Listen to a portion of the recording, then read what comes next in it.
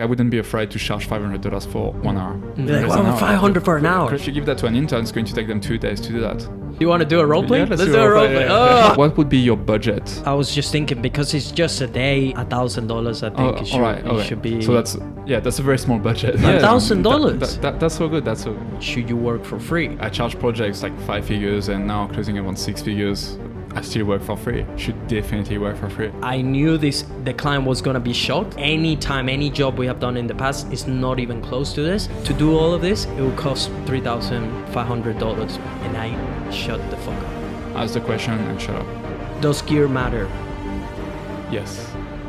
Why? Fuck, I'm pumped. I think I've never been more excited for a podcast in my life. Ladies and gentlemen, buckle up, because today, I know I've told you that in the past 2 episodes, but trust me, you do not want to miss this one. Today, we're fortunate enough to have with us one of my best mates, an incredibly handsome filmmaker, the business owner of Bluu Media House and Bluu Weddings. His name is Guillaume Cornet. Welcome to the show, brother. Let's do this. Yes. So, G, for people that have no idea who you are, can you break down who you are? How did you arrive to this point? And I know you're laughing because Cristo said yesterday, the lazy way to do a podcast is to ask your guest to give a little bit of a brief description of himself. But yeah, I'm pretty sure you will do a better job than me. So can you break down for us who you are and how do you got to this place? How deep do we go? Deep enough. Deep. I want people to understand, have a good understanding of your background. Yeah, so my name is Guillaume. I'm 34 years old. I'm from France. Grew up in Paris, near Paris. And studied to become an engineer when I was younger. And so nothing related to what I'm doing now. However, when I was, I think around 10, 12, my dad bought one of those cameras. My dad was an engineer too, and like he always had like cameras that he could even either borrow from work or he would buy. He loved technology like I do, and he one day brought one of the first cameras that you could transfer to your computer. You know, so it was like we call that mini DV in French. I'm not sure how you call that, but basically you could film, and then you had to plug in the camera to the computer via like a weird cable, and you had to press play and press record on the computer, and it was recording as it goes. So if your recording was 2 hours, you had to play the video for 2 hours to numerize. Oh, no. Like, to put everything onto the computer. Yeah. So, and wow. So my dad bought that camera, bought the software that was called Pinnacle Studio. I don't know if you ever used that I've one. Heard of it. Pinnacle Studio 7, I think that was the name. And he would start editing the movies from holidays and stuff, but he would never finish them. And that was very frustrating for me because I thought the process was very fun. And so eventually I started taking over him, and I would jump on the computer when we go to work. I would go onto the house computer. We had only one at the time. And I would just edit all day. And then I would take the camera and go with my friends and start doing videos of stop motion Legos. And so that's how I kind of got introduced to filmmaking. And I wish I could find those clips. I know my dad has clips of filming me holding his camera when I was maybe like 4 or 5 years old. Wow, that would be gold. So it's like really old kind of videos. And you see me asking my dad, hey, can I hold the camera? Can I in French, like asking him, can I hold the camera? And like I was super annoying because I wanted to play with the camera when I was already like 4 or 5. Fast tracking that, I kept doing videos, mostly wakeboarding videos with my friend. This is what I made all the stupid kind of videos, but like wakeboarding was to my 2 passions, filmmaking and wakeboarding. And that didn't match well with my school, because at school I was only dreaming about the weekend every day. Like how can I film wakeboarding with my friends, pretty much. So eventually I became an engineer because that's the way. Becoming an engineer is would make my parents proud. It gives you all those opportunities, so I was told. And I could do. My dad kept telling me if you become an engineer, you can do pretty much anything you want after, which I think is pretty right with that. But I did something, and at the same time, I think engineering like was the thing I least disliked. So I didn't like school. I didn't like anything at school, but engineering and mechanics and understanding how things work, the technology, I was okay. I can do that. Mm-hmm. So I ended up like becoming, having an engineering degree and a business degree, and started traveling the world through the internships I was doing for the engineering, which was a great experience. Mm-hmm.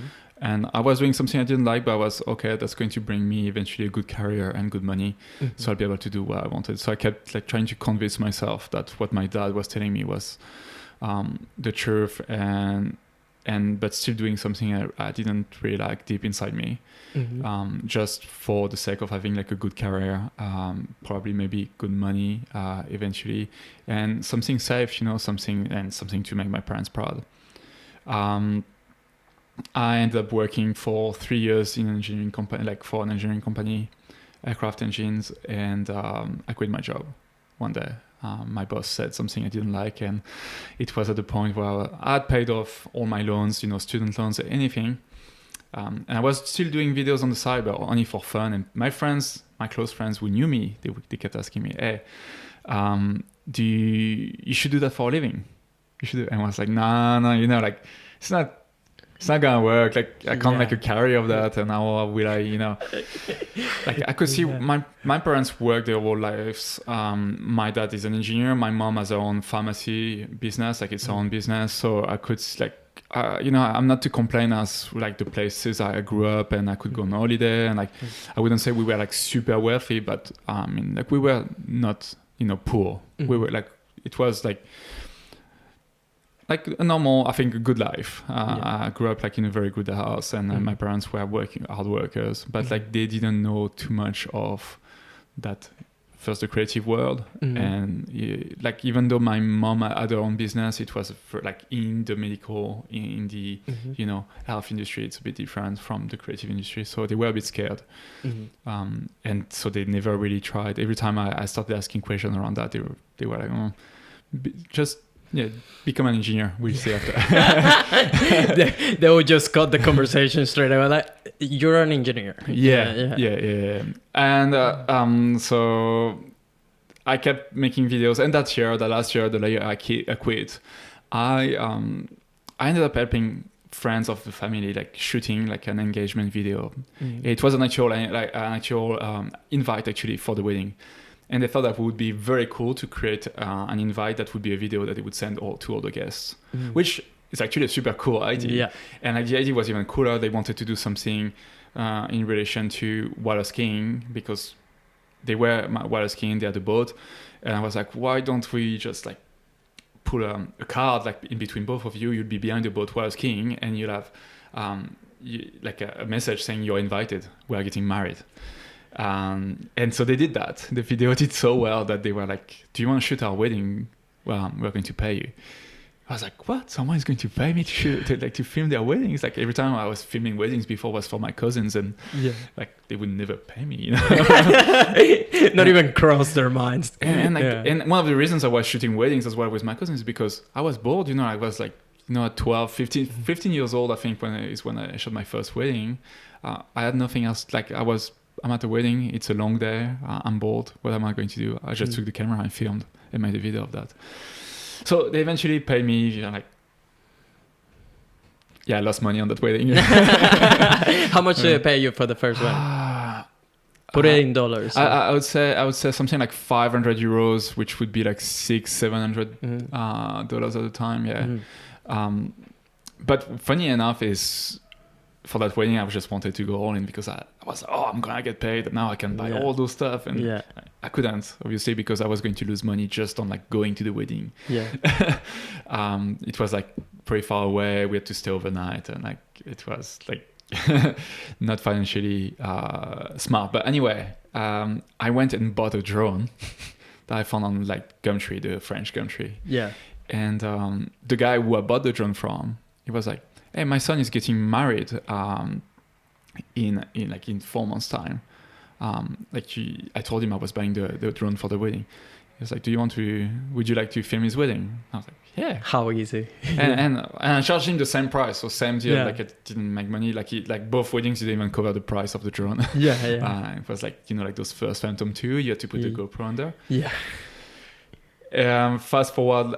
So sorry, I'm going. No. Please continue. Yeah, Because I want people to have because it's pretty easy to just look at someone like you right now and be like, yeah, of course, he's making X amount of money or he's doing well with his video production businesses, when you don't have context of like how hard you have worked to get to your place. So keep going. Keep going.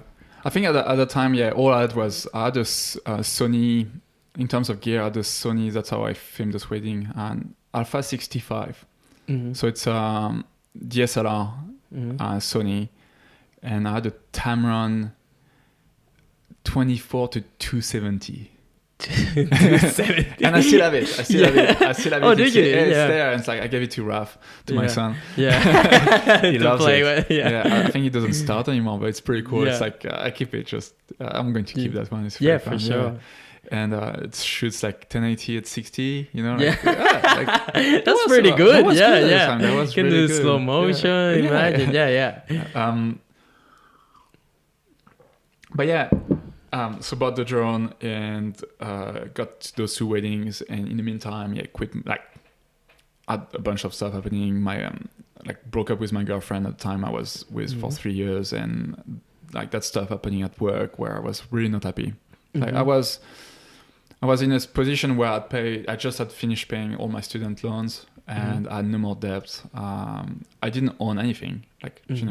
Was because I saved all my money to pay those debts. At the time, I wanted to get rid of that. And one day, that didn't go well at work, and the next day I quit my job. So from that moment, I just planned my trip, and I was I'm gonna go to Australia.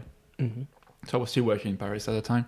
I'm gonna go to Australia. I bought a one-way ticket to Perth, and I chose Australia because you could get a working holiday visa. It was super cheap.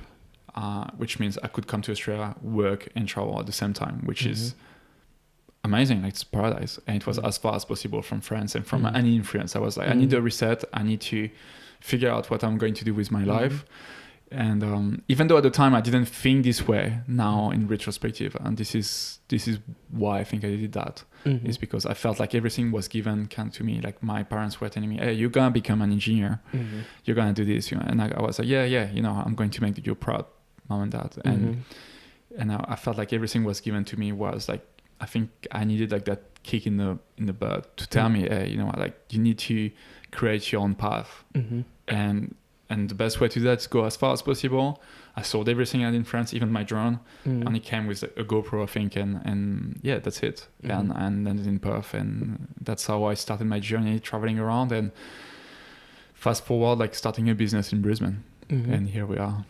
Yeah. So it's been, how long have you been in Australia? It's been 6 years now. 6 years since you started your video business? Yeah, exactly 6 years. I started, like, we are November 22 right now. I started in September 2016. My first website was created in September 2016. And I had my first paid wedding in Australia in October 2016. Yeah, wow, that's awesome. That's literally me arriving to Australia. Like, I think a month before that, I arrived on September. Yeah. So, like, completely same as you, just a brand new Canon camera with a microphone, and with the idea I'm going to be a YouTuber. I don't know how, but I'm going to do this. You can't be a YouTuber using a Canon. Yeah. Like, back then, I had no idea about cameras. I just knew that people use Canon and people love Canon. That's all I knew. And then my dentist, the dentist I was working for back home. So for people who don't know, I'm a qualified dentist from Venezuela. Back then, I was working as a dentist, and in the dental clinic I was working, my boss had a Canon camera that he was using to take pictures of the patient's mouths. So basically, I kind of played with it a little bit. And I'm like, oh, so this is incredible. The quality of this camera is way better than my GoPro and all this stuff. So that was what inspired me to get a Canon camera just before coming to Australia. And then I had my whole idea that I was gonna be a YouTuber. that was the whole plan.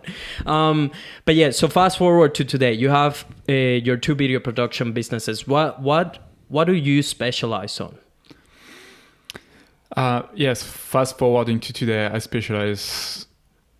So Bluu Media House is my main production company studio, and we specialize in high-end cinematography, and we create all kinds of videos, and we try to specialize and narrow down to documentaries and outdoor action sports, extreme sports, and yeah, all activities, health, lifestyle, around that, but all filmed like with very high quality. So like I'm a gearhead. I love gear. I love camera gear, and we shoot everything on red.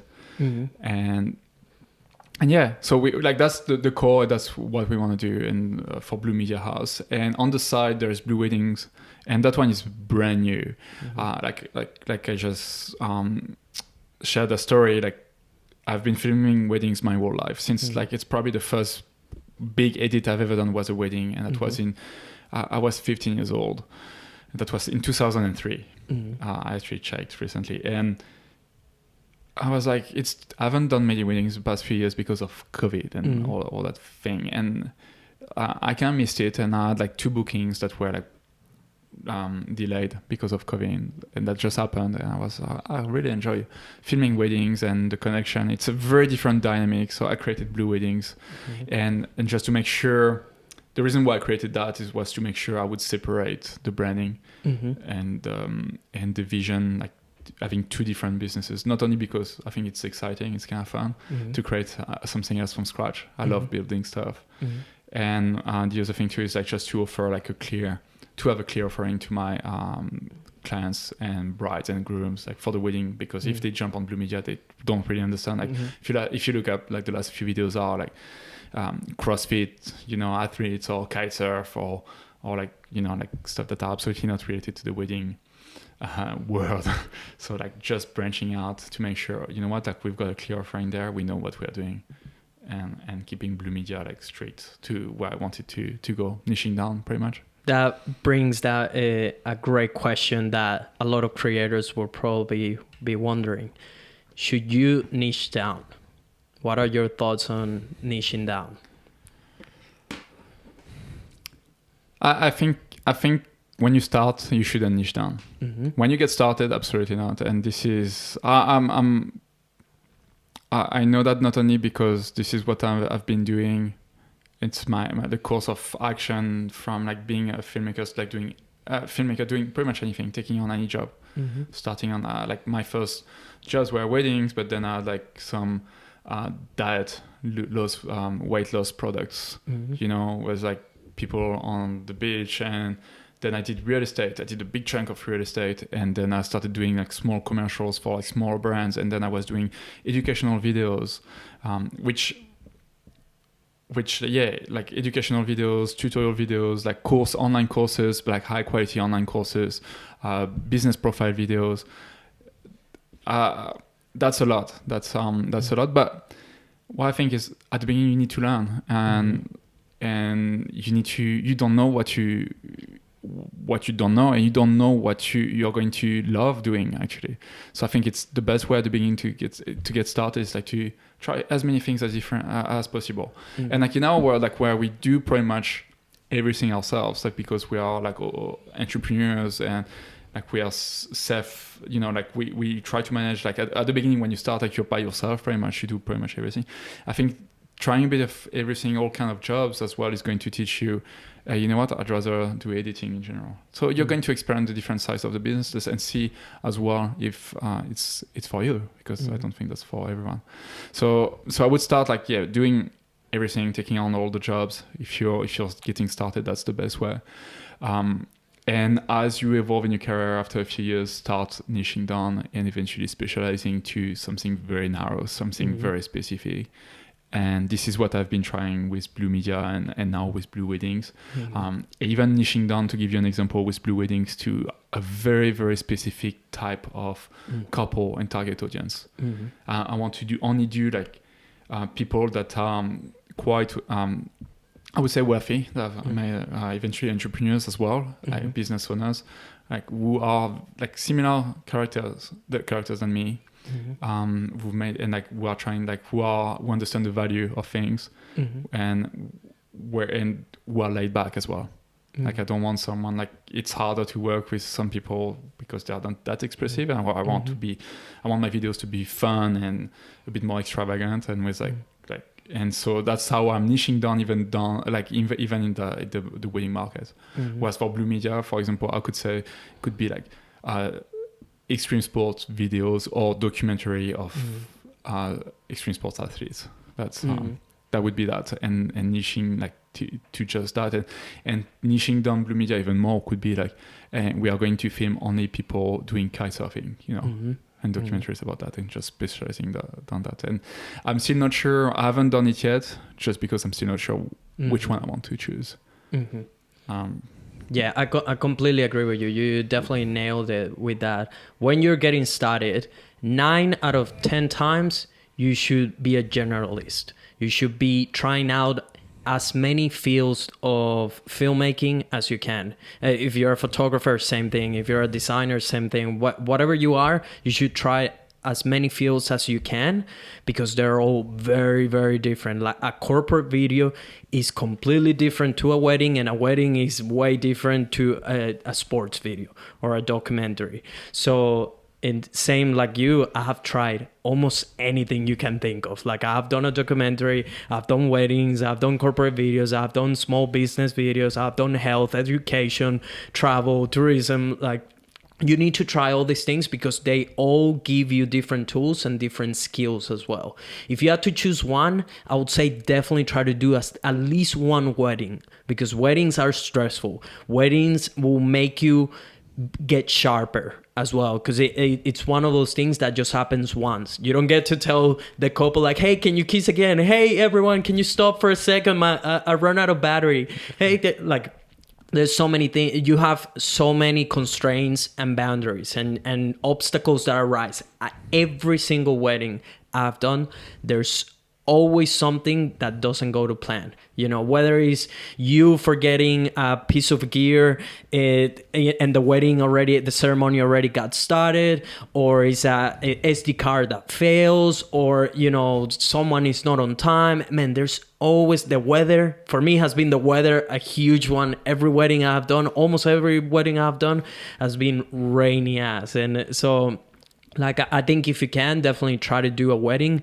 And if you can assist someone, is a great way of doing it, because then you can see how what's the process of it, what are the things that you need to keep in mind, what mistakes you should avoid. That's with weddings, but same goes for any other field. Like if you can offer your services to people, and this is the next subject that I want to get into. But yeah, definitely, if you're starting out, try as many fields as you can, unless you already know exactly what you want to be doing. If you know you want to be doing corporate videos and you love them, and you think you don't really need to try anything else because whatever reason you have, okay, go 100% for that. But at the beginning, try to acquire as many skills as you can within the different fields of that thing that you're pursuing, and eventually try to specialize, try to niche down. Because even though it seems, because for us it has been like that, right? Like that journey of, I don't want to specialize because then it's going to be hard to get clients. I'll have to say no to so many opportunities and whatever.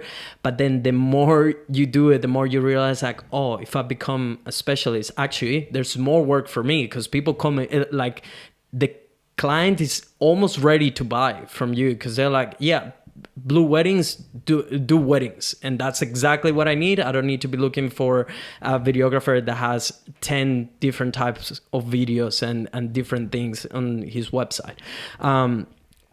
Another question that a lot of people are probably asking, should you work for free? What are your thoughts on working for free? Definitely. absolutely. You should definitely work for free, and that's something I've done. I'm still doing, even though I charge projects like 5 figures and now closing about 6 figures, hopefully soon. I still work for free. There is no. You have to put things into perspective. When you get started, no, you have to. That's like doing an internship for someone and learn from them. Learn if you can work with them. It's I think that's vital. If you don't work for free, there is very little chance you're going to succeed, because working for free is going to kickstart your career. It's going to put you in front of the right people. And I'm seeing it even more by having people asking me, hey, can I work for you for free? And I'm like, at some point, I was like, oh, you just want to learn everything I've learned and just fast track. But like, I can't blame them. I can't be upset because I haven't been doing it as much as I should have. Because working for free is actually not working for free. You're pretty much not asking for monetary exchange. So if I work for free for you, I'm not going to ask you for any money or anything. But I'm going to give you your time and as well borrow a bit of your time.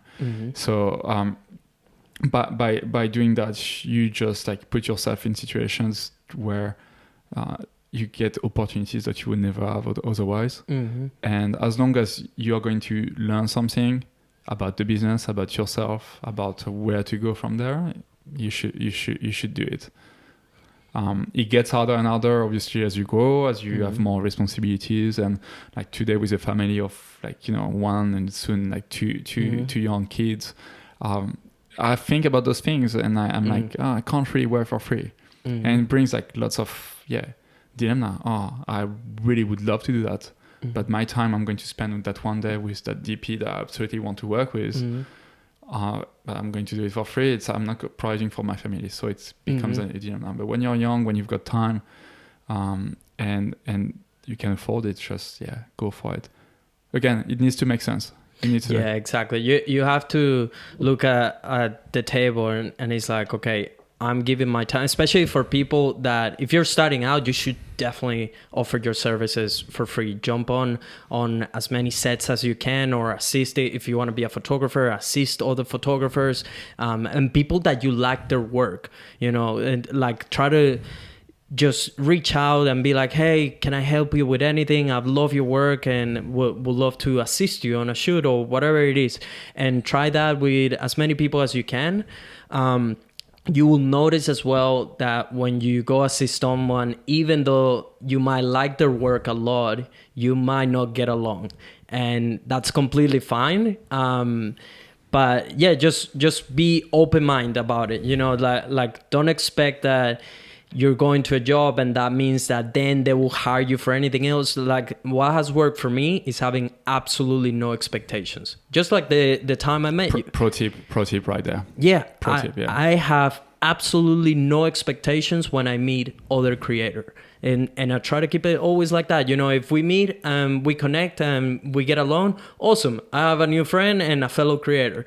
If, what could happen afterwards, you can't really predict. Like if you would tell me 3 years ago when I met you, like, hey, after this trip, you guys will become really good friends. You will do so many jobs together. You will continue to grow, together. You will I could not believe it. I will be like, what are you talking about? I'm just helping this stranger from Instagram to pick up a car. That's a funny story, but I might just tell it so people know. So Guillaume and I met through Instagram. I just happened to come across his work.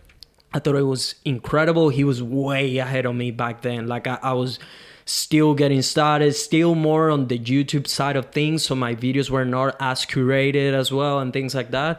But his work was already at a way higher level.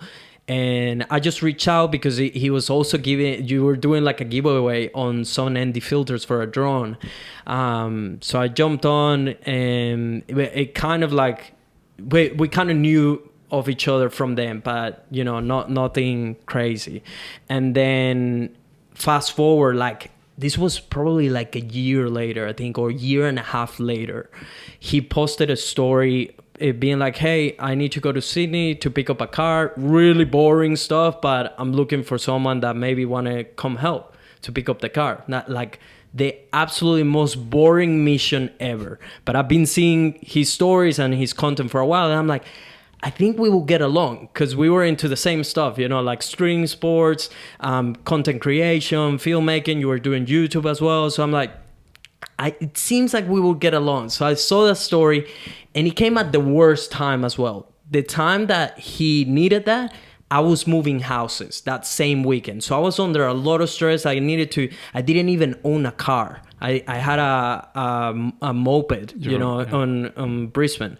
So he was living already on the Gold Coast. I needed to somehow get to the Gold Coast, to his place, drive with him, and then 100 kilometers. Yeah, 800 kilometers to Sydney, was it? Yeah. And then grab the cars and come back driving each one of us a car. So we're not even going to be talking on the way back. And then I have to get back to Brisbane somehow and move all my stuff next day, first thing in the morning. So it was very stressful. But I was like, you know what? If I don't do it now, when am I going to do it? So the opportunity presented itself. And like I said, I had absolutely no expectations. If we become friends, awesome. If we don't get along, well, I try. That's it. So I pretty much offered to him like, hey, I can help. He's like, awesome. See you tomorrow, I think it was, or something like that. I went to my roommates. I'm like, can I borrow your car? I'll bring it back after the weekend. So I'll leave you my moped. And she agreed. So she was super nice. Thank you, Tuani. And you got me one of my best friends, so thank you. So basically, I borrowed the car, drove down, met him, and instantly it was like a click. I was vlogging the entire thing. This is actually documented on YouTube. We've got the full vlog, which is awesome. There's two versions of it because we both made videos of it. So like literally the entire drive, we were just talking nonstop, talking about everything, the industry, all this stuff. And on that trip, you were way ahead of me back then. Like the difference was very, very clear, and you provided so much value for me that I literally was not expecting. I just started asking you questions about it, and you were giving me so much knowledge and experience, for free because I was helping you doing this. But it was so natural, and in my head, I'm like, if he doesn't want to answer any of these questions, I completely understand, because a lot of people in the creative industry I've noticed as well, they're very greedy with what they know and what they use and how they edit and how much they charge. Everyone's so greedy. Nobody wants to tell you, and they all act like it's like, do not ask me, I'm not going to tell you. I've never understood they that. will give you an answer, but they don't really give you the answer. Yeah. Oh, yeah, they will dance around. They will be like, so what are your rates? Oh, blah, blah, blah. But what are the rates? And they'll look, it can be anything from 500 to $1 million. It's like, well, that doesn't work. So yeah. There is a disclaimer here. It was in 2020, and it was just in the midst of COVID. We were in between lockdowns. Yeah. And borders were open at that moment, so I took the opportunity to get a new car. And when we drove down, I just had spent the past 3 months before.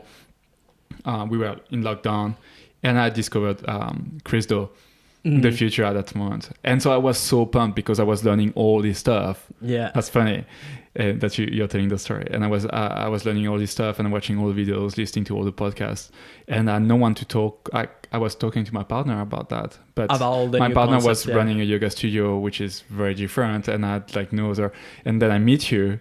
And I've got someone to talk to and share all this stuff. So I was like, that's so cool. We can bounce ideas and everything I've learned, I can try. Because I think it's a pretty cool way to learn stuff is to repeat and try to teach them to other people. Yeah. And just by talking to you, I was like, yeah, that makes sense. That's so smart. And what do you think? And that was the disclaimer. Yeah. So the concepts were pretty fresh, but also I didn't think I could provide any value to you in that sense. But then you started asking me about YouTube, which I was doing more than you. So then I could also be like, oh, this is what I know and stuff. So I instantly saw how we were helping each other, already leveling up, And fast forward after that trip, we have become great friends. You know, we have worked together in countless projects. We have traveled together for projects. We have done a mastermind together. We have done so many things together. So, you know, like, I have no expectations of any of this happening. It just it just naturally happens. So never underestimate like how far you can go with a relationship, you know. So when you get the opportunity to meet someone that you like their work, that you've been following for a while and stuff like that, and things like this happen, that they just post like they're looking for someone, they need some help or whatever, like if you can, definitely jump on it, because something like this could be your return, you know. So like this will be an infinite return. I'm pretty sure that us becoming financially free, which is our ultimate goal, will be faster just because we made friends with each other. I'm 100% sure that we'll get there faster than we would have if we didn't have each other in our lives.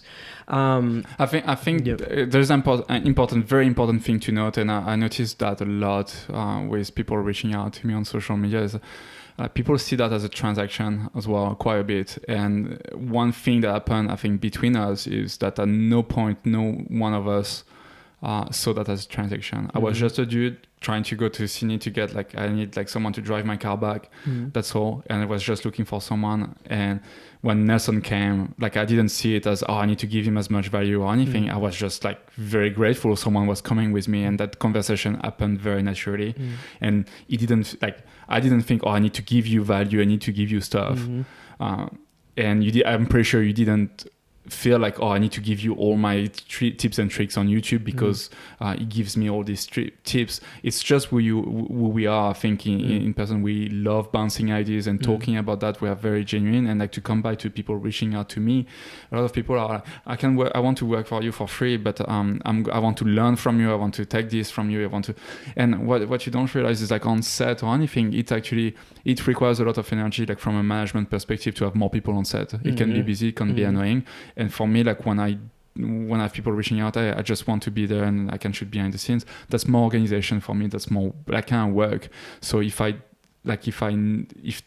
know that on top of that you're trying to get as much value from me and data, I can't really offer that. Whereas if you come, if I think being very natural about it and not expecting anything, like you said, I think that's why the chemistry works well in between us, is because we don't expect anything, and we didn't expect anything. And it was just a conversation instead of there is value exchanged, and that's the conclusion we have, but it was not the intention. Yeah, exactly. And that's another thing. Value is subjective. You might have someone that is offering to help, but they come with an agenda, and then maybe the thing that they want to learn from you, you're not teaching them that, and then they feel like, this was worthless for me or whatever. So that's what I mean, definitely have no agenda when you're going to help someone other than making a relationship. Sometimes as well, I look back to some of my relationships. It was someone that maybe I met once, and maybe we got along or whatever, but it's we didn't follow up. But years later, something happens and we come across each other, and we're like, yeah, of course, I remember, and all stuff. And the friendship actually starts from there. And it might be a client, it might be someone that refers you to a client. That has happened as well. So never underestimate the power of giving a good impression, and literally just focusing on nurturing a new relationship. That's it. Don't look further than that. Let the relationship surprise you with whatever it has for you in the future. For people that, let's say that they started their own business, they started their video production, and they're stuck. They are making $500 every time they go out for a video. That's why they're charging. Because I think that one of the most common issues with creatives, and especially photographers and filmmakers, is pricing, right? So what are your thoughts on pricing? How should they charge? Should they charge hourly? Should they have a day rate? What are the options for people, and what's the best? What do you follow these days as well? I think that's a super interesting topic, and I recently like posted something on Instagram actually about that, about pricing and how to price your project, and I just said, hey, you know what, I'm going to give you guys like a free Excel spreadsheet how to price your project. Just hit me up, and I thought like a few people would answer, and I just would create something. I had like over 100 people reaching out. And my like the stories with the new algorithm, because I haven't been nurturing my Instagram recently, I don't get that many views, and like you know, it's like 200, 500, 600. But when I get like 100 DMs, I counted them. Yeah. Just for that, it means there is a huge opportunity. I think that's like, okay, I need to dig into that. And there's a clear problem. Yeah. There is a clear problem. That's what worries me even more. Like people I wouldn't say I looked up to, but like I checked some Instagrams, like they do amazing work. They do amazing work. And the way I asked the question, it was like when they answered, like they were struggling. They were struggling with pricing a project. Or they're just curious, but I think there are many ways you can price a project, and it's not easy at the beginning, but I think, do you want me like to give like how I price my projects? So let's break it down on first people getting started. Yeah. How should they price? Then go for people that have been doing it for a while but they're stuck now, and then go to, okay, your skills are let's say at a very high level. How should you be charging? I think in retrospective, I think the system would be pretty much the same from someone who's starting to someone who is more advanced to someone with super experienced. And there is one parameter that's going to change, which is like the time value, like the value of the person themselves. The reason why I'm saying that is because when you get started, you want already like to try to implement good systems, a good process for your pricing from the beginning. Because if you mess that up, that's going to be very hard to catch up. And I'm not even talking taxes or anything. It's just or income or anything. I'm just like talking really like how to price your project. And like for me, like the best way to start for anyone, like especially someone getting started, is okay, look at the project and first try to understand what's your job there. And that's really important, because a lot of people like misquoting a client. It's not just because they're undercharged or anything, it's because they didn't realize the client needed a lot more and didn't ask the right questions, and they ended up doing like twice as much work, and then they are just a bit upset because they're not getting paid very well. So when you get started, I think the best thing is to break it down into different categories. So what do you need when you do a shoot? The first thing is, okay, you need gear. You need a camera, a lens, a gimbal, maybe a tripod, lights. Do you need any of this? When you get started, it's quite easy. You don't have much. You maybe just have a GoPro. I filmed my first real estate videos with just a GoPro and one of those gimbals, like Fayutech gimbals. Just look at the rental houses. Look how much it costs for them, like to rent them out for one day. Because let's say you don't have any gear, you don't have nothing. You have a client asking you to do a job. You want to be able to take that job. How do you do that? You go to the rental house and you rent it. Okay, so that's let's say one camera and one gimbal. Like, let's keep it simple. They charge $100, $200. I don't know. I'm just putting numbers for the day for that. Okay, that's going to be the gear hire for that shoot. Then on top of that, you're going to have your day rate, and that one maybe I'll come back a bit later because that's the hardest part. But that's going to be the variable. So like gear is going to be valid for when you begin, when you're intermediate, or when you're an expert. I think you need to charge for the gear separately. It's one thing. Then I'm going to skip like your own fee. I'm going to go directly, and we're just talking filming. I'm breaking it down like, okay, filming, pre-production, production, post-production. We are just talking right now pre-production. Production, sorry. Pre-production is something else. Do you need to do pre-production? Maybe, maybe not. Some clients, they will just ask you, hey, I want you to show up and film that thing. That's all. You don't need to prepare anything. You just need to charge your gear, your SD, like prepare your SD cards and just show up. So let's say you just do that. And to give an example, pre-production, do you need to storyboard? Do Yeah. you need to plan out? Do you need to have meetings with the client to do some research about the subject? Do you need to start spend time booking flights and booking, looking for talent and that type of thing? Okay, go on. So, location schooling and everything. So let's keep it simple. It's like production. So that's what you would do. The second thing you're going to do is check your expenses. To go to the shoot, and that's why I was laughing about the wedding I took, is because I didn't do any of this. Like I just put a number, 500. Sounds like, yeah, right. Like it sounds good. Like when you put that in perspective and you've got a salary, which I had at the time, but it's not.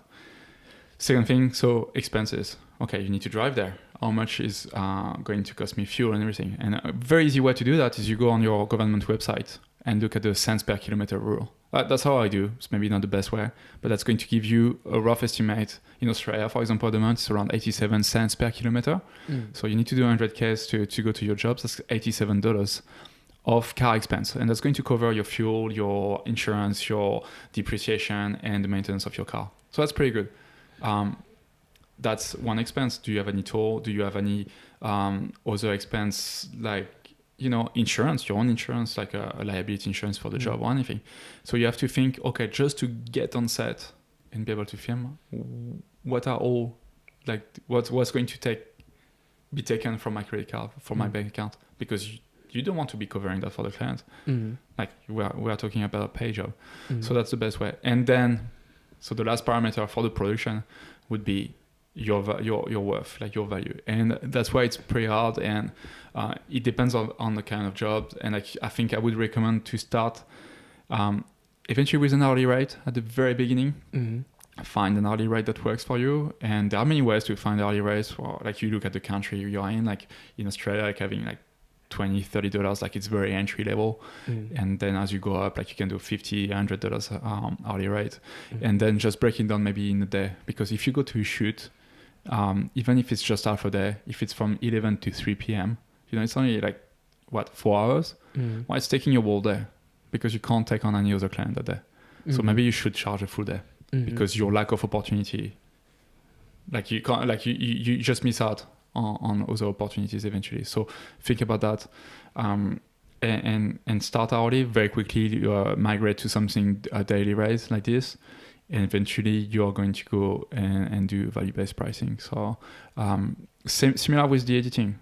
At the beginning, maybe charge hourly. Just see. I wouldn't share your price with the client, your hourly rate, because and I think there are some great content like with Chris Do again, like on YouTube, if you guys want to check. But hourly favorize the people that are working slow. And basically, unfortunately, your clients are very likely your clients will favorize a fast delivery, which conflicts. That doesn't work. It means like, the slower I'm going to work, the more I'm going to make money. But the client's going to be more upset because I'm late. And so that becomes crazy, and that's where charging hourly doesn't make sense at some point, because you're going to share to the client, hey, I can do I'm personally super fast at editing, like freaking fast. I know that. Like I'm faster than anyone I know. Maybe not you. We could do a race. But I think like we're both very fast at editing, and like I wouldn't be afraid to charge $500 for like 1 hour. But like if you share that, like when I just said a number, like see, like people, like I'm sure some people were like, $500 for an hour, crazy. But like if you give that to an intern, it's going to take them 2 days to do that. Like, and their hourly rate is going to come down like a much, like a lot. That's going to be 16 hours. Like, so yeah, that sounds good, but it doesn't mean it's good. Like the client wanted the video today, didn't want the video tomorrow, so they value that.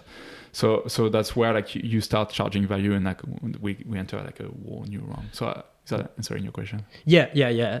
So just to summarize it for people, I think, and most people start charging hourly, and that's fine. That's a way easier to break it down for you and whoever is hiring you.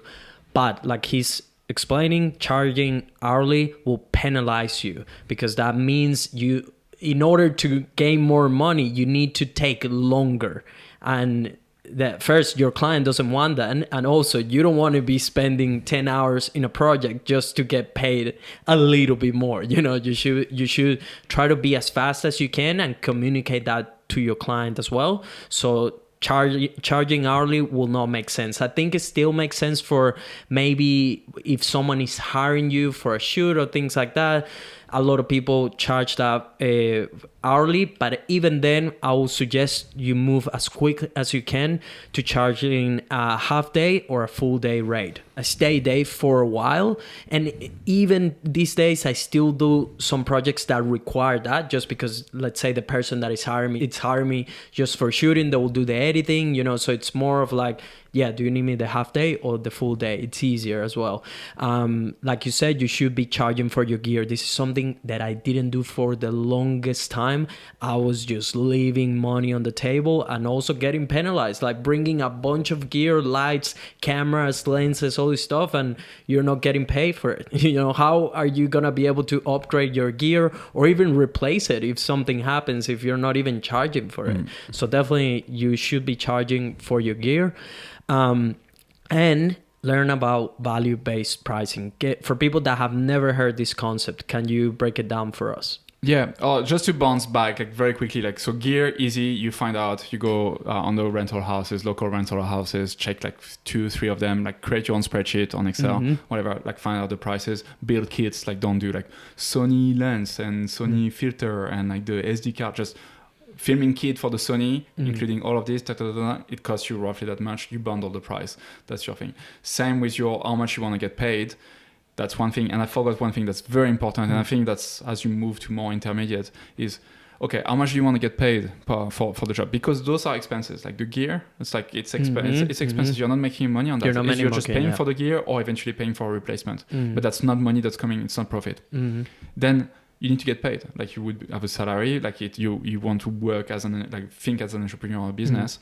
You have to make money. How much do you want to get paid? Okay, you want to get paid $120,000 a year. I just picked that number on purpose. That's $10,000 a month. Okay, you break it down. How many days are you working a month? Let's say 20. You're working how many hours a day? You want to work around 8 hours. You're efficient 6 hours. Divide all of this. That's going to give you an efficient hourly rate. I'll call that the efficient. I'm not sure that's the right definition of the efficient hourly rate. It's going to give you an hourly rate of maybe $100 an hour. That's how much you need to charge. So roughly you can put on, you can start quoting like this and have a rough idea of your price. You don't need to share that again with the client. It's for you. If you struggle with pricing, and that's what people do, they struggle, I have no idea, should I charge 500 or 1,000? That's what I do to give myself an idea roughly to break even, to not lose money on that project or anything. I need to charge that much. So I need to charge $100 an hour. And then after that, I'm going to add profit. And I can be 10%, 20%, 30%, depending on what kind of margin you want. But I want to get paid 100K. You've got your hourly rates taking me 6 hours for that day. Boom, you put it. And then you put a profit, 20% margin, 30% margin. That's, I think, what I would pretty do. Standard. What I do. And that's it. And you bundle and do the same with the editing. Editing, don't forget, you need a computer, you need hard drives. How much is it costing you per hard drive? Bigger projects, bigger hard drives, and so on. So you could do exactly the same thing. A MacBook Pro costs you that much. The hard drives cost you that much. That's your fixed expenses, and then you've got your hourly rate. Again, don't charge hourly. I'm not saying that. I'm just saying if you want to figure out a price to start with, that's the way. I think that's a great way to what he's saying is break it down for yourself. It's not like you're gonna tell your client hey, I want to make 100K a year, so I broke it down and I need $100. You're not gonna do that. What you're gonna do is you're gonna break it down for yourself. So you get what I tend to do, and I got this tip from you, is before quoting a project, I just break down, first of all, how much is it gonna cost me? What are all my expenses? And then I'll figure out, okay, I have all my, this is the cost of the project. This is all the gear involved. This is additional stuff, whether it's parking, fuel, blah, blah, blah. Then how much is my rate? According to this same breakdown, how much money I want to make, how much is worth my hourly rate estimate. Okay, this is how much I charge for my day rate. And after all that, okay, this is the profit. But I first break it down for myself to see how much money is it gonna cost me, and then you don't really need to let the client know about all those fees. The client 9 out of 10 times don't care which camera you're bringing, how many lenses are you bringing. They don't care about the SD card. you're just breaking it for yourself. I think there are very specific cases in which you break it down. So let's say Guillaume is hiring me from Bluu Media House. He will be interested to know in which gear am I bringing. You know, he will be interested to know if he hires me with 1 or 2 cameras because he's on the technical side of things. So I personally do this when I work with like media agencies or a middleman. And even depends on the middleman. Because for example, I have one client that they absolutely have no idea about filmmaking. They don't care. They just want you to get the job done. So, you know, like it's basically pricing accordingly to what they need, and then they will charge to the client, which is another interesting topic, which is the food chain, you know. And just to break it down real quick for people, because a lot of people tend to reach to agencies and things like that, like, an agency that maybe does weddings, you know, and they're like, oh, can I be your filmmaker and things like that. What you need to have in mind is that it's very likely that you won't be able to do value-based pricing with someone like that, with a middleman. It doesn't work like that because the middleman needs to make enough profit from you. They need to have a big margin of what you're going to charge because you are an expense to them. The reason why you were saying that is because the middleman is usually not the one person with the money. Mm-hmm. It's not the CEO. It's not it's not the person being able to make the decision. The middlemen are usually like just an intermediate and just transfer the information, relay the information between the client and the vendor. Mm-hmm. So like they don't have any power. Mm-hmm. They can just convey the information, and very likely they are going to disform the information that you're going to say. Mm-hmm. When you're going to say, I can provide more value to your work, it's going to be more expensive. Yeah. So so it's going to cost us more. so that's on the later end of the value-based pricing. The value, like to answer your question, value-based pricing is basically taking that into account. Okay, that's your expenses. That's your value-based pricing is totally different. It's basically pricing a project based on the expected outcome that the client will have with whatever you're selling. So let's say we are talking videos right now. It could be photos, eventually, or content in general, or even like a strategy. You could even like have people contact me. Hey, can you help us like hire someone? And we need like a profile type for a videographer. You know. And what kind of value is your service going to bring to the client? So I think the best way to talk about it is like to break it down into an example. I just had an inquiry from like a friend, actually, someone I see at the gym, and he came to me and was like, oh, I've got this place, I've got this house, like I'd love to rent the outdoor area. Hire that place to do photo shoots or film shoots or anything anyone like wants, you know, content for their brands or social media or whatever. It's a beautiful outdoor area with a swimming pool, palm trees, like white walls, like, you know, big Mediterranean kind of style. He came to me and so like basically the way I would do value-based pricing, if you didn't do value-based pricing, what would you do? You would just go there. Okay, he wants me to take photos. That's how I would think. Okay, so I need the camera. I need to be there for 2 hours. He's going to take care of eventually talents and whatever. And I'm going to take pictures. Then I'm going to take like 30 pictures because that's what he's going to ask for. And I might ask him like how many pictures. But like all of this like is very vague. And you just have like one phone call or a few texts. Oh, okay, I'm just going to show up, take the pictures and go home, edit the pictures. How much is it going to cost me? Okay, like my daily rate for 50 pictures edited, it's going to be like $1,000. I just don't know. So that's not value-based pricing. The way I did it was value-based pricing. So it's very different. My approach was, okay, I started asking him questions. What do you need that for? What do you think? And I think, where are you going to put the video and the photos on? Oh, it's going to be on a website, Instagram as well. Okay, so like I need to create like different kind of content that are going to eventually convert for him. But what's going to be interesting to him, it's not so much that my pictures or my video is beautiful. Yeah, I mean, he will care definitely about that. But that's easy. Like we're all filmmakers, videographers. You go on YouTube, you can learn how to do that. It's very easy. It's the first step. Now the hard part is asking the right questions and saying, what if I get you one client? How much is it going to bring you? $2,000. You know what? That shoot I wanted to charge like for $1,000 at the beginning. Just keep that in mind. So, you're going to hire your place for a day for $2,000. Okay. So I think if I create content for you, I'm never going to guarantee, but I can probably bring you like 5 clients a year just from my content that I'm going to provide you, because I'm going to create a TikTok, I'm going to create a reel, or just a video that's going to be super engaging. It's going to resonate with some brands. They will want to hire the place. So let's say 5 people, and 5 people, they will each pay $2,000, because I asked for those numbers to my client. I'm saying, how much is it going to how much are you going to charge? And one thing I've noticed is like my client is an entrepreneur as well. He's got his own business. He's just doing that on the side. That's key, because entrepreneurs understand that you need to spend money in order to make money. And I saw like his eyes, like at the beginning I was like very like technical, pragmatic. Okay, you need pictures, you need videos. Like he was like, yeah, okay, cool. How much is it going to cost me? And I didn't answer. I was like, I need to ask you a few more questions. Like, do you mind if we discuss? And it just like normally we were at the gym, we were warming up, and I'm talking to him. Okay, well, how much do you think you're going to hire this place? Like, how many days a year? Like, what do you think? Okay, like what would be the ideal outcome of working together? And like suddenly, like the numbers in my head, I'm like, I can definitely get you 5 people to hire your place at $2,000. That's a $10,000 project for just a few pictures. So we went, see like what I did, and we went from a $1,000 quote I had in my mind, because that was my expenses and what I usually charge, to a $10,000 quote. And the client was maybe like, oh, $1,000, maybe that's a lot.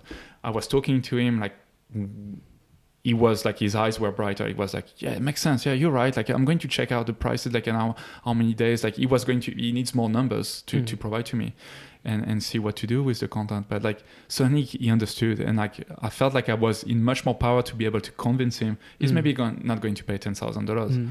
But like, see, like, even if you pay $5,000, that's 5 times. I just did a 5x just because not only like I'm doing value-based pricing, but I communicated with my client and connected with him and trying to figure out a solution for his problem, because his problem is not he's not after a video, he's not after photos, he's not after any of this. He can build websites, he can take photos with his iPhone or anything. He's after like getting more bookings, more people that are going to hire the place and make money of that. So making an investment of $5,000 because like 5 more people or 2 more people or 3 more people are going to book, no problem. And like when you convey that information as well, the clients are much more likely to be, you're right. And they're more scared, they're less scared of the prices. So and from there you move from I'm selling you a video to I'm selling you money. And who doesn't want money, right? Because now it's like, so I'm not getting a video. I'm getting an asset that is going to make me X amount of money. And I think once you start looking at your work, whether it's photography, videography, or design, or whatever it is, in terms of what are they actually getting? It's not a video, it's not a logo, it's not a photo. They're getting something that in most cases, depends on who you're talking. Context matters as well. Are we talking to a bride for a wedding? Because she's not planning to make money out of that. You're selling a memory, a priceless memory, right? But if you're talking to an entrepreneur like this case, he's after money in the end. He doesn't care about the video. He doesn't care. He cares about something that is going to help him make more money. And value-based pricing comes down to communication. That's the secret to it, is asking questions, listening, because the more questions you ask, the more rapport you're building instantly. Because instead of, imagine when someone goes to you and they're like, hey, I need a video. How much for a video of my business? Oh, it's gonna cost you $500. And then you go to someone, you clearly already, you're like, oh, thanks, dude. I'll chat later. I'm shopping for price, because this is what he gave me. Then I call another videographer and you're like, oh, hey, I need a video for my business. And then they're like, oh, so what do you have in mind for the project? Oh, well, I think I want to get some models and I want to do it on the beach and it'll probably take the whole day. Oh, okay, so our full day rate is, X, and then for the editing, we're going to charge you blah, and then we can do the models for you, and that costs blah. So it's 1,500. Okay, cool. I have an option of 500 and 1,500. Then you call the third person, and this person happens to be Guillaume. So let's do this. Do you want to do a role play? Yeah, let's do a role play. Yeah. Oh, I'm excited. So, buckle up. Am I the filmmaker and you're the client? Is that? I'm the client. Yeah. You're the client. So, yeah. So, hi there. Am I speaking with Guillaume? Yeah, that's me. Hi. Yeah, dude. I came across your work with Bluu Media House, and it looks incredible. So you. Yeah, I'm basically after a video. I just want to get a sense of what are your rates. Yeah. So do you want to tell me a bit more about what you're after and what's your project about? Yeah, so for sure. So I have a swimwear brand, and I basically, the idea I have in my head is I want to get a couple models on the beach, and I want to get a dude playing maybe volleyball with them, and I want to make it on sunset, but I will also love for them to spend the day together. Maybe we walk around, maybe Coolangatta or something like that. So we showed like the lifestyle, but I want a lot of shots of the swimsuit. So yeah, but how much would you charge me for the entire day and making a video of that? So it sounds cliche, but it's like we get inquiries like this all the time. Yeah, don't break role play. Continue. Sorry. So how much? Yeah, no worries. When did you guys start? Like, sounds super exciting. When did you guys start the brand? Like, what's your story? Oh, dude, I need this as soon as possible. Like, no. When did you start the brand? Like, what's your history about the brand? Oh, like, yeah. So I've been working on this swimwear for over a year now. Okay, so, cool. Dude, you don't know everything I have gone through to make this happen, but I finally have it. I have all the mechanisms in place. I have a manufacturer. I have 100 pieces of swimwear waiting, ready to be shipped. But I need this video as soon as possible. So today is what, Wednesday? Yeah. I'm actually looking to start shooting this weekend on Saturday. Wow, yeah, that's, yeah. I mean, I'm sure we can do something, and we can work with that. So I understand, like, where would you put those videos? Like, is it for your own website, marketing, social media, or just like just for yourself? Yeah, so we don't have a physical store or anything. We already started an Instagram, so they will definitely be on social media across all platforms: TikTok, Facebook, Instagram. I'm planning on starting a YouTube channel, and then they will be mainly on the website. All right, and do you know exactly what you want? Like, you already know, like, how many TikToks and videos you want in the end? Yeah. I would say at least 10 videos that I can post on Instagram and TikTok, and then one for the YouTube, one for the website. Sorry, and because we have 3 different sets, I would like maybe one video for each to be on the YouTube channel. Okay. So, I mean, those are amazing details. Thanks for what would be the ideal outcome? What are you trying to achieve with this content? Well, I want to sell it, G. That I literally been working so hard on this brand. I quit my 9 to 5. I'm all in on this brand. I think it will be a success. So I definitely need to sell them. That's the goal. I'm hoping that the videos, once someone watches them, they really want to inquire about our swimwear. How would you measure, like, success with us? Like, would you, like, increase in sales, or what do you think? What would be like a measurable success? Well, if I think about it, now that you're saying that, we haven't sold the first one, so that we haven't done the official. You haven't sold anything. Yeah, but we haven't done the official launch. But I'm hoping by the next month, if we get started now, that we will sell at least 100 pieces of swimsuits. Can I ask you, how much do you charge per swimsuit? How much? It's $100 each one. Yeah. Okay. Yeah. So you would say, like, you would expect, and only from the video, like, you think just the videos that we would create for you would sell like 100 pieces of Well, that's what I hope, because other than my mom and my friend Guillaume from next door, I don't really know who else is gonna buy them. I'm hoping I can sell them online, that people online will buy them. Yeah. Okay. So, like, we're talking like 100 swimwears, like $100 each. So if my math is right, like, we're talking $10,000 worth of sales. You would do by next month. So what if I could create content that would reach that number? What would be your budget for us creating content for you? Well, I was just thinking, because it's just a day, and there's a couple videos or whatever. $1,000, I think it should be enough for the budget for this. Oh, all right. Okay, so that's that's a very small budget. Is it $1,000? That's so good. That's so good. Like, I would say that. I would say, yeah, it's not a big budget. It's like we can maybe work with $1,000, but I can't guarantee that we are going to sell much with $1,000 because we won't be able to create. We'll be able to create maybe one video, and I understand that your goal here is to sell bikinis or swimsuits, and you want to sell 100. Like with one video, I don't think with the current marketplace and the current trends on social media, you would need to put at least 10 to 20, if not 50 pieces of content to sell that many. Really, that many? Wow. So I think like, what if I could do a video that actually sells you 100 pieces just the first month, and that keeps selling every month from now on. Like we find a deal, so that keeps selling you like 100 pieces of swimsuit every month. Wow, every month. Every month I could pretty much we could obviously like go on after the first month and see what happens. But like if I create content for $5,000 a month, so every month you would pay me like $5,000, and we would create the content and just to sell you like $10,000 worth of swimwear. Would that be something you would be interested in? Wow, so I will be paying $5,000 per month, but you're helping me get $10,000 then.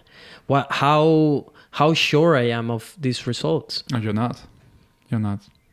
I see. So what if my budget cannot get to 5,000, but now that you're breaking it down and it seems like you have a good understanding of it, I think I could push it to maybe 4,000. Will that work with you? What could we get for 4,000? I'm sorry, like our minimum engagement price would be 5,000 on this for the amount of work that's going to be. Sorry, I wouldn't say that. Scrap that. I never talk about input of work. It's not about. It doesn't matter. Like to be able to at least guarantee that kind of number, or at least like being confident about that kind of number. This is what I would need to work with. Otherwise, I don't think we are the right fit. Okay. Well, look, now that you've explained it, I think I get it, and I'm happy to move with the $5,000. Boom. No worries. I'll send you the invoice in a minute. Yeah. So we're finishing the role play there. There were two things here. They were like they were value-based pricing, how to do value-based pricing, but there were as well client objection with like different pricing. So it was like a double trouble. Like, yeah. So for people that just listen to this, when should you stand up straight for your pricing, right? Because at that point, I came with a budget of $1,000, and you managed to get me to 4,000, but you still told me no, it's $5,000. What's your behind your insights for people to understand? Because a lot of people will be maybe on the sidelines like, oh, he already took it like from 1,000 to 4,000. Why didn't you just say yes? So can you break it down for people? What was your thinking behind it? So there are two things here. I think one of the first thing I need to say is I did struggle even in that. Like I still struggle today, even here in that role play. You see me. I went into asking you what are the deliverables. It doesn't matter because I was calculating. Like I can't help it. It's hard. It's hard to go from like input-based pricing to value-based pricing, and I was trying to think how much work is it going to be for me. It doesn't matter. Doesn't matter. And like that's funny. Like with you, I think I got a bit confused because I'm not used. It's my first podcast. That's the other thing. I didn't mention that we're taking your virginity from podcasting. It's my first. My pleasure. So, I'm gonna get better at this. But like when talking to someone that I'm like, obviously I know Nelson, it's very hard like to think about what a client would say because he is my friend and I don't envision you as a client. I really struggle with that. But with like a potential client, a stranger, or like it's a bit easier. And I started like asking for inputs and like you don't want to do that. You don't like it doesn't matter. You want to guide the client. You want to lead them because you got to be in control of the conversation. Whoever is asking the most questions is in control of the conversation. That's an important thing. And you want to continue to ask. You see how I was trying to get to price, which is what most clients will do. They will call you and be like, I need a video and I need it to be done on Saturday. How much? They always want to know how much. Continue to deflect. It's almost like deflecting. Like, doesn't matter. Like, tell me about you. why are you doing this? What's the goal? Like, start breaking everything down for questions and make it in a natural way as well. That, like, don't make it like it feels like a script. It's more about like being interested. That's the key, is being interested. What's the story of your brand? That was a great question, you know, because you asked me like that, then you put the client into like, oh, this is how long it has taken me to come up with my brand. This is how much work, how much pain. I'm here and I want to sell now. So I need to do things right, because otherwise we're going to destroy all the hard work. So it's very important that you're very clever with your questions, but listen, because the only way you can know how to ask the right questions is by listening. Every client is different. Context matters. And everything from a wedding video to a commercial video to a corporate video will be completely different questions. So it's very different. It's very complex to have a set script. So then that was the other thing. You put in perspective, how much money can I make out of this? Roughly an estimate. It could be more. We could sell even more than that, you know, but you're putting in my eyes like facts, numbers. You're giving me exact numbers for me to understand, like, how can you pay so little to get such a big return? It's almost not possible, you know? So you told me like, we're going to make 10K and it's going to be 10K per month. So that instantly gets my brain thinking into, and I think this is something that you should have said, because I'm thinking about it because I'm an entrepreneur, you know, I'm thinking about it, but maybe Sally's mom, the business owner, is not thinking this way. So she's not making the math in her head that is 120K a year that you're almost guaranteeing me. But I did it in my head as an entrepreneur. I'm like, oh, that's 120, you know? So, okay, if he's telling me that this is going to cost 5K a month, I'm still getting, you know, half of that. So it has to work with your profit margin. So there are a lot of parameters, and that was very simplified for this call. Exactly. We're not taking into account a lot of details. Yeah. And they are like, you can't, 50% was maybe a bit too high in that case. So just like we put numbers just so that it's easy to calculate by head here. Same with like, I think listening is like what you said is very important.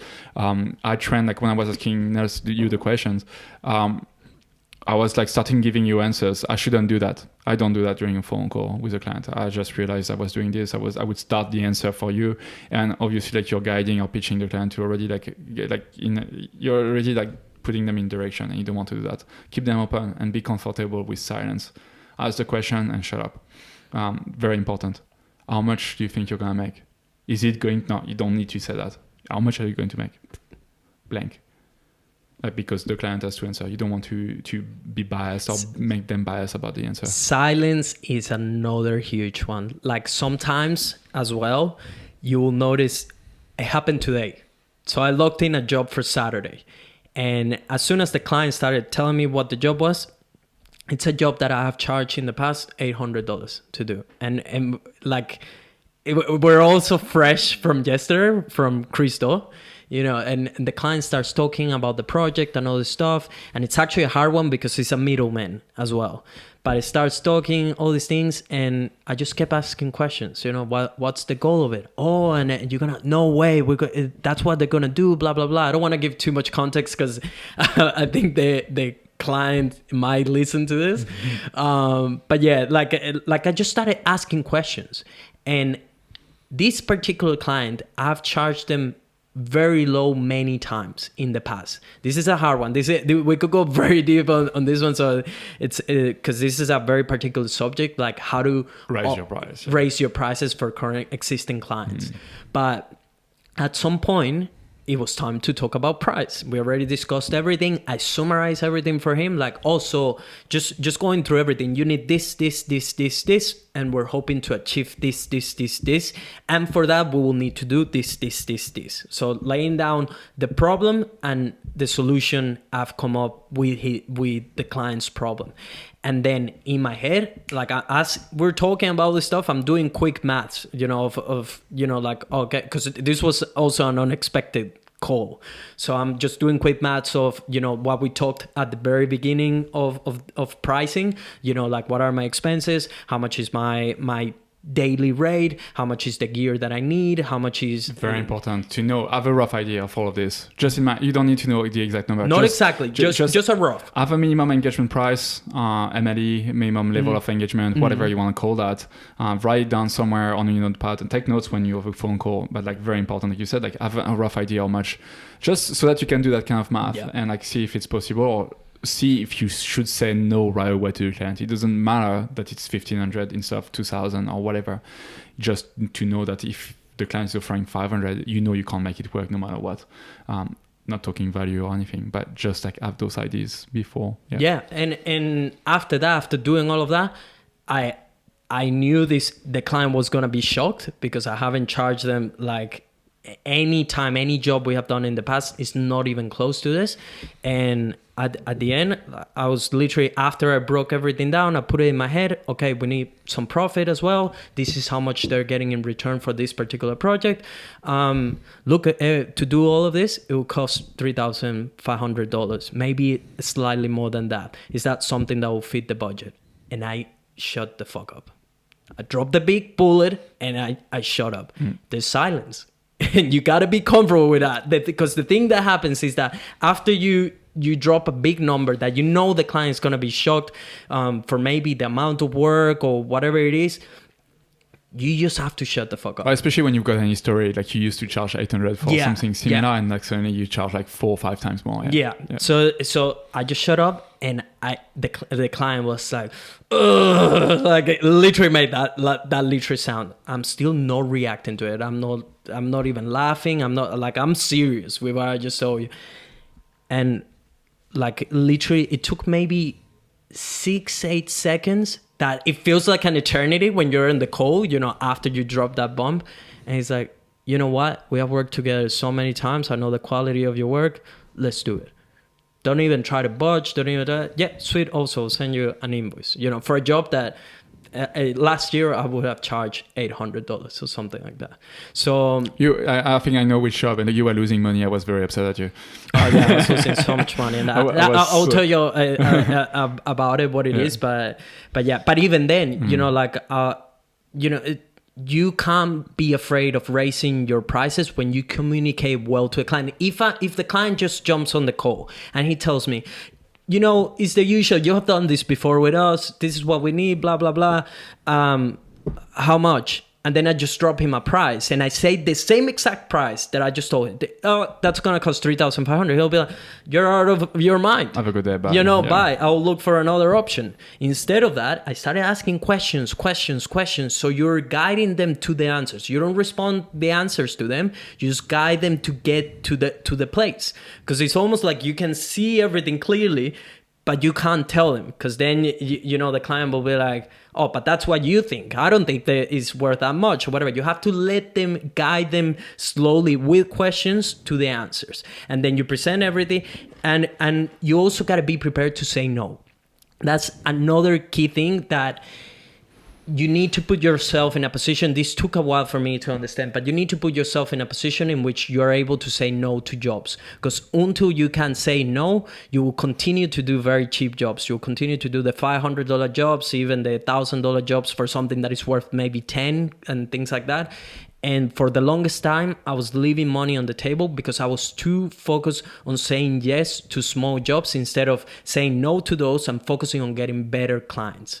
That's another thing, the quality of your client. It's better to say no to a $500 job that you think you're worth maybe three times that or 5 times that, in order to find the right match for you when it comes to clients. And it's freaking hard. It's saying no is the hardest thing to do in our way, because we are still like young in our businesses. Like even saying $500, like of course I'm not gonna go far with $500, but it's still going to pay like rent or like something, but you need to put yourself as quickly as possible in a position where you've got a bit of savings. Be smart with your finances. You don't need to like have $100,000 in the bank. Like just have a bit of savings, like a few months like of running expenses, of all your expenses in the bank account, so that you can like make it your priority when you get started. Like set a percentage, keep only one like small portion to reinvest in gear. Gear is great, you can hire at the beginning, It doesn't matter. You don't need your gear right away. Hire to another filmmaker, go to a rental house. Like I'm hiring my gear to my friends like anytime. And I like we work like like I don't give them for free because that's the same issue. I actually give clients to my friends that don't have the budget to work with me, and I can't give free gear to my friends because then they end up like taking the gear from me and doing the job for like so much cheaper to the client, and like in the end I lose money, you know, like like I need to provide for my family, and that gear I can't use it. So but what I mean is at the beginning, just make it your priority. Like build 3, 4, 5, 6 months, ideally 6 months. That's a great number of savings of expenses. So that's including your rent, you know, food, accommodation, like bills, whatever. Like your base expense for the next 6 months, so that you've got that peace of mind that if you can, like, it means you can say no for 6 months to any job that comes.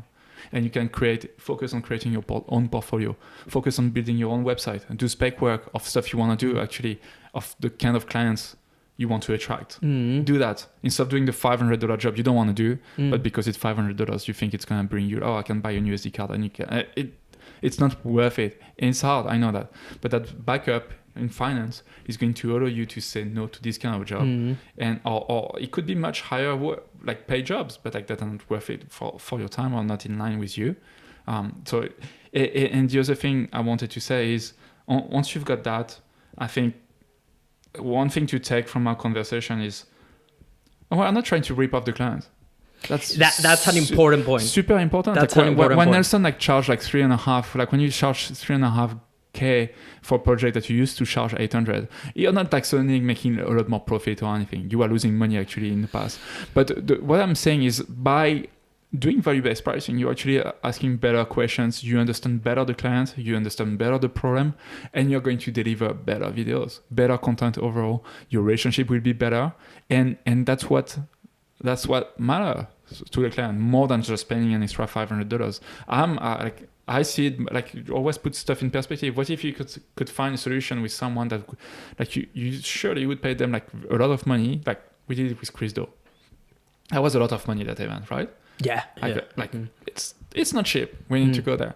But to give context, so yesterday we accomplished one of our biggest dreams, which was meeting Christo, our online mentor. I was hoping we were going to discuss a little bit about it, but I'm just bringing it up right now. So basically, he came to Australia to do 1-day workshop in Brisbane.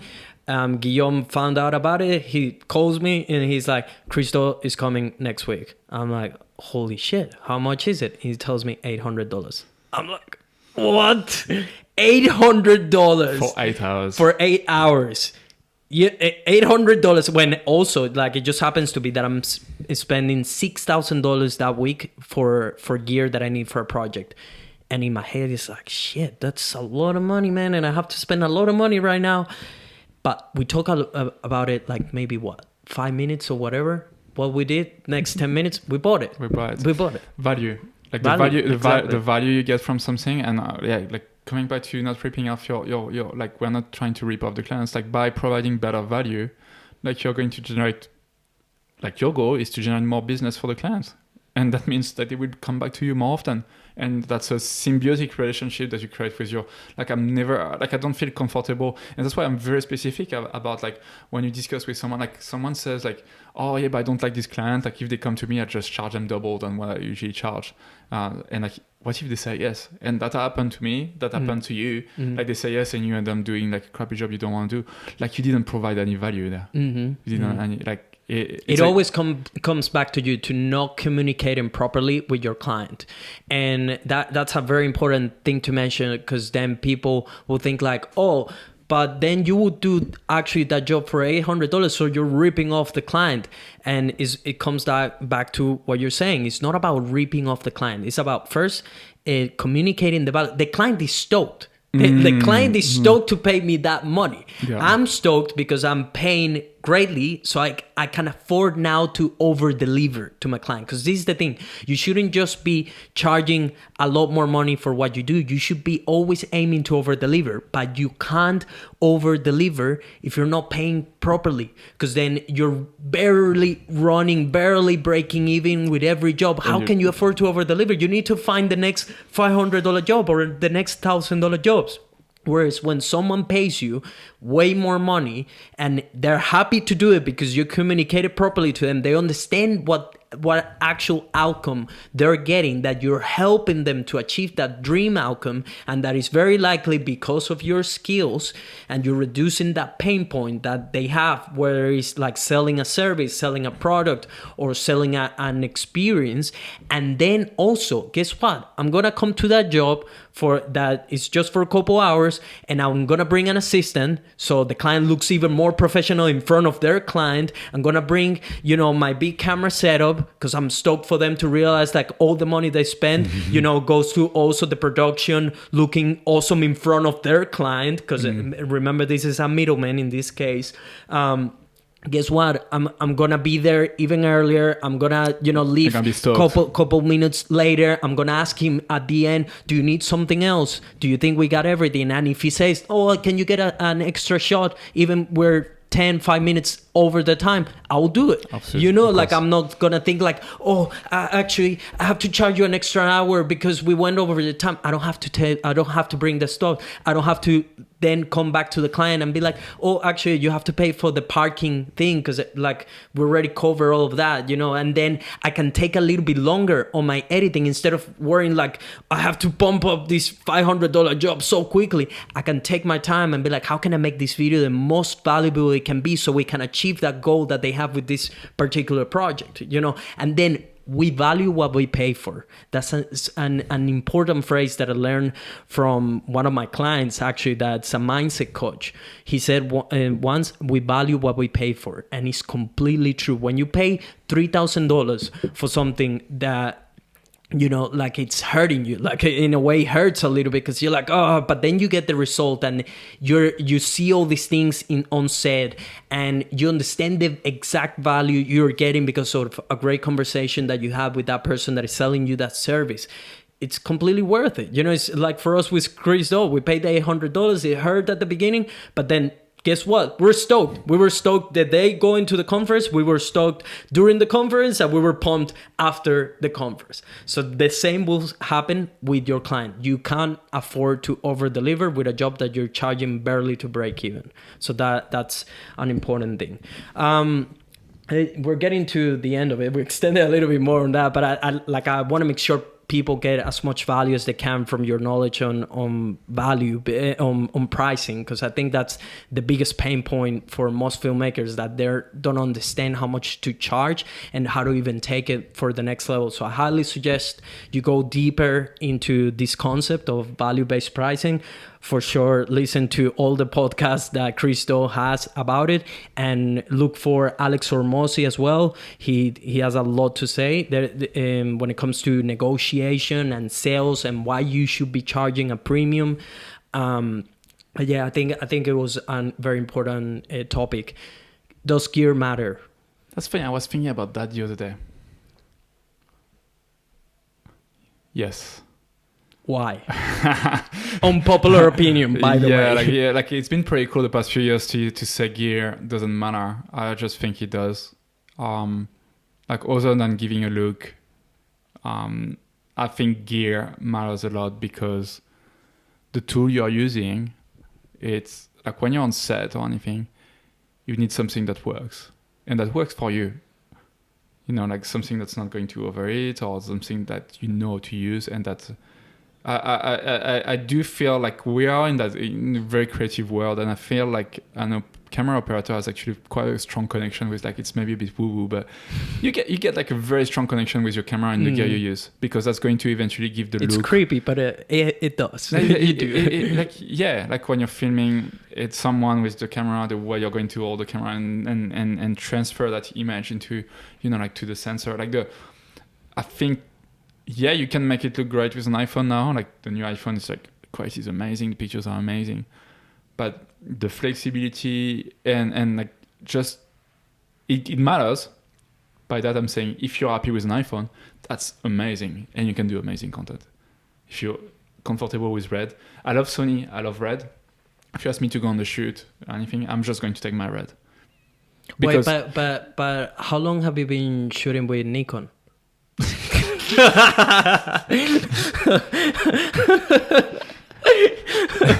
I see less and less people shooting Nikon. If you're shooting Nikon, I don't want to have you on the podcast. I'm sorry. But I think yeah, that's it.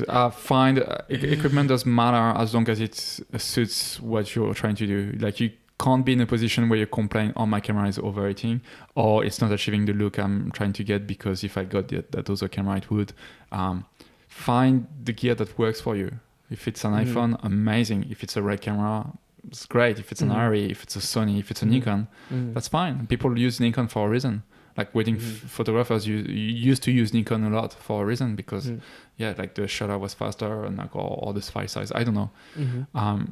Like I use I know you use Sony. You love Sony, like because like having Sony everywhere, like you can fast track your workflow. Everything matches together. Like you've got all those cameras matching together, and because now you're dialed, you know how to use that equipment.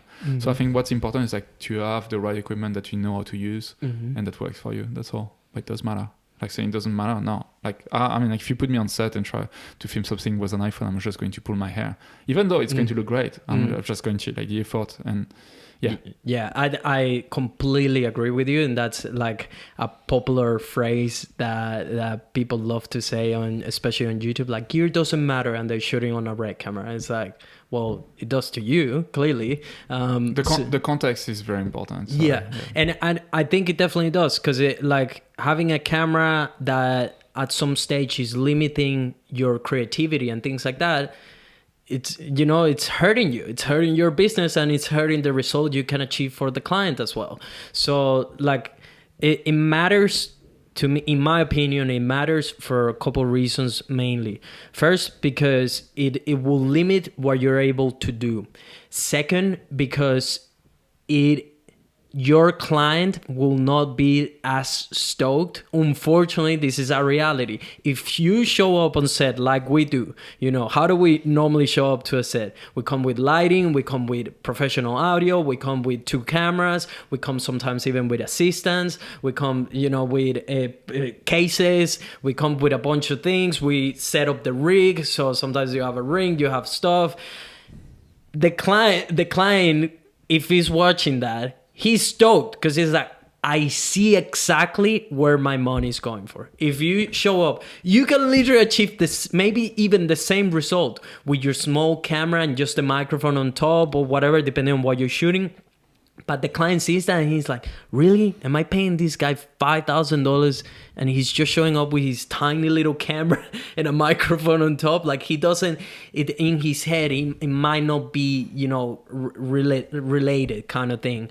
I could argue with that though, and that's a very important point, because like the reason why we say gear doesn't matter is because I get a lot of people on social media, on Instagram, reaching out and say, oh, like what's the best camera? Do you think that blah blah blah is better? And like, should I get this? And like, no, you don't need to buy a Red camera to make great videos. That's my point. That's why it doesn't matter in that case.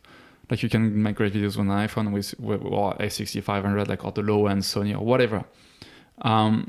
However, like I'm very careful with clients that don't know too much about cinematography, but they give importance to gear in general. Of course, you need to show up with a lot of gear, and I've noticed, like for example, luxury real estate, they're very impressed when you show up with so many cameras. And if you have a Red camera, like some of the agents, they know what it is and how much it costs, and because they are into money and that kind of thing. Not trying to patronize, but like they see like a $50,000 like piece of equipment, they know what it is. They say, oh, like those guys are expensive, they know what they're doing. But a client that values that, for me, is not always a good client. That I mean, like I want my clients to hire me for the work I'm doing, like whether it's weddings or anything, because they love my style, they love my work, they want to work with me, not with my gear. They're not married to my gear. Well, and that's the other thing, like your gear don't guarantee results. There's plenty of people online that somehow they manage to get a Red camera or even expensive Sony cameras, and they have no idea what they're doing. So like in that sense, gear doesn't really matter. And also you shouldn't not start because you don't have a Sony camera or you don't have a Red camera. You should start with whatever you have. So it also context matters. But when it comes to stages like us, gear definitely matters. It creates that impression in the client that he's getting the value that he's paying for. It unlocks your creativity because all the cameras we use and the lighting we have and the audio we have allows to deliver better results. And the other thing is that it will make you more efficient and more productive, especially being on set or even in post-production. Having that new Mac will make your life easier than having an old Mac. You know, like as soon as it came out, we bought it just because even though it was a shitload of money, we knew the return we will get. We will get our time back, and that's priceless. You know, so like at some stage, gear definitely matters, and you should, when as you progress and obviously as you can, don't go crazy, because it is the big thing we do. Like we spend all our profit and all the money we make on a job on a $5,000 camera when we can't really afford it, right? So like be diligent with where you put your money, but definitely invest into gear that will help you deliver better results, but also will make your life easier when it comes to work. Will save you time, will give you time back.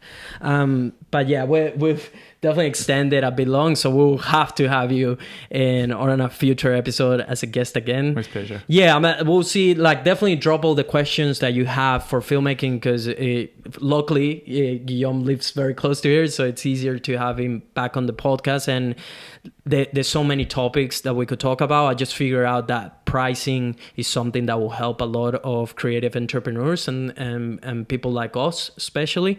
But before closing, I would love to know, what would you tell your younger self? What are 3 tips that you will tell yourself when you were just getting started, like doing that big jump of pursuing this passion of becoming an entrepreneur that probably back then you didn't even know you were becoming one, and a business owner and all this stuff? What 3 pieces of advice would you give to your younger self?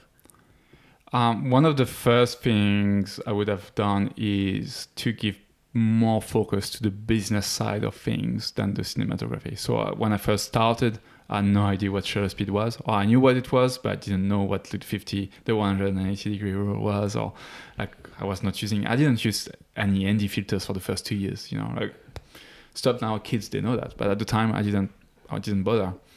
But so that's tell you, I focused only on learning cinematography at that moment. I was watching everything from Peter McKinnon and trying to learn from scratch, you know, that level, to like way more advanced stuff. But I didn't focus at all on the business side. And I started a business, failed with a partner, that didn't work. And I think if I had those tools, that would have helped. So that's first thing, business. Focus more on business. I would say like number 2 would be business as well. It's so important. Business around like relationship is building relationship, and networking is something like one of the biggest assets you can have. You can do really well in business just by knowing and talking to the right people. You don't need to be the best filmmaker again. Mm-hmm. So that's very related. And the last thing, I don't know.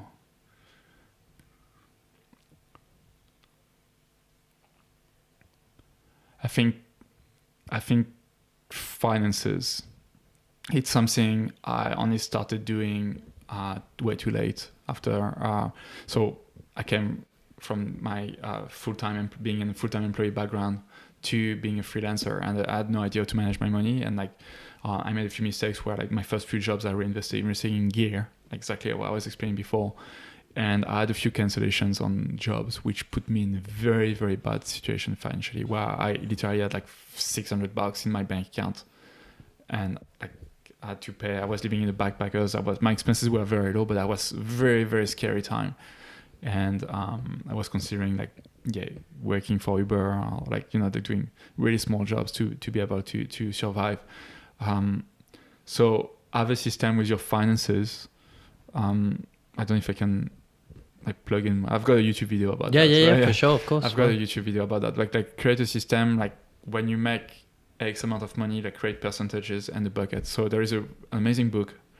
I don't know if you read it. It's called the Barefoot Investor. The Barefoot Investor. Mm-hmm. It's by an Aussie guy. a really, really good book. And there are heaps of stuff about like saving, creating wealth on the long term. It's not really about creating wealth, but it's how to manage your money. And there is one part where it talks about buckets.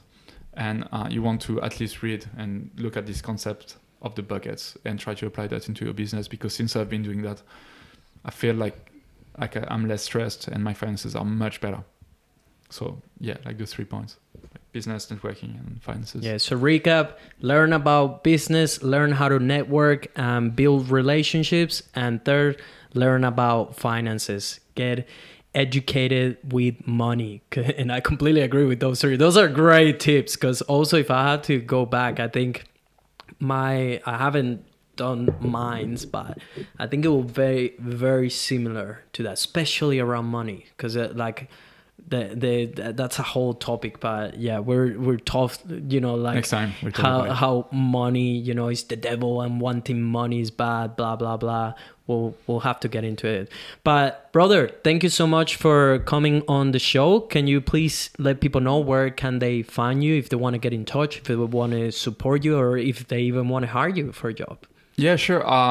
So I'm on socials like Instagram. I think through Bluu Media House is maybe the easiest. So BLUU Media House, all in one word, on Instagram and the website. And from there you can find my personal profile. My name is Guillaume, and yeah.